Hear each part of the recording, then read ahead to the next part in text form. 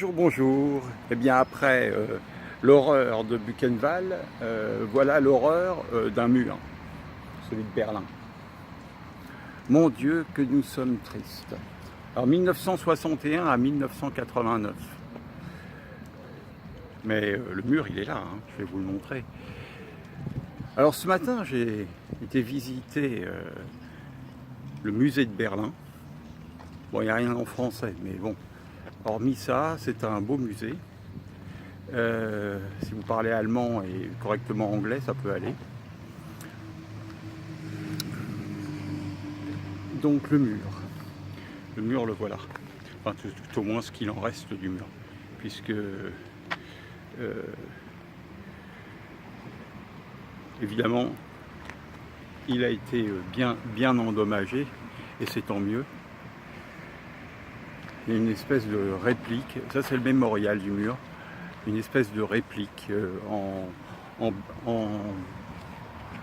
tube de fer pour montrer qu'il n'était pas comme il est aujourd'hui. Je ne sais pas si vous voyez bien.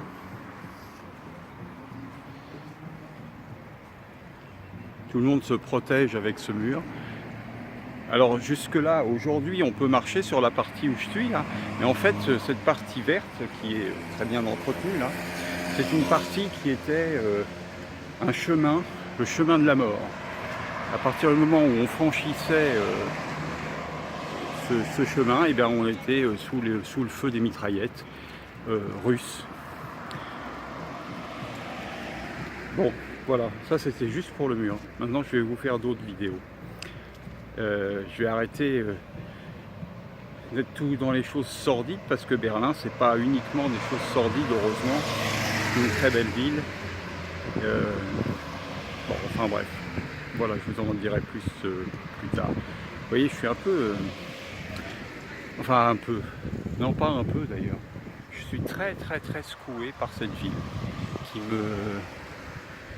qui me demande beaucoup d'énergie quant au fait de toute cette histoire qui est loin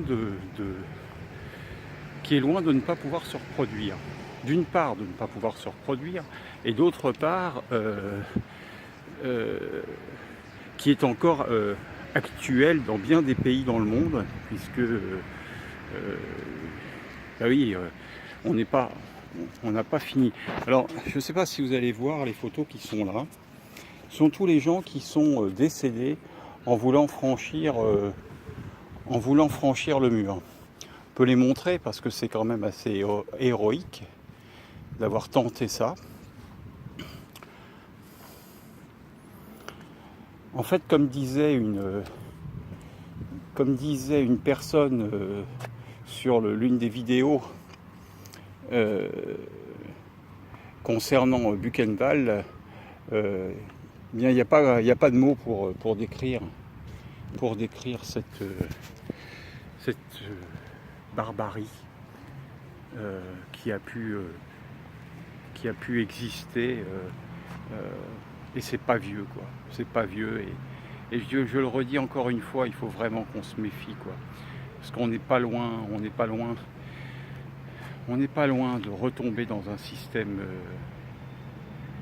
qui pourrait bien nous anéantir d'une façon bien plus sournoise, peut-être avec les puces RFID, enfin je sais pas, ou avec les chemtrails, ou avec tout ce qu'on peut nous donner comme information qui ne sont pas forcément des choses très bonnes pour l'humanité.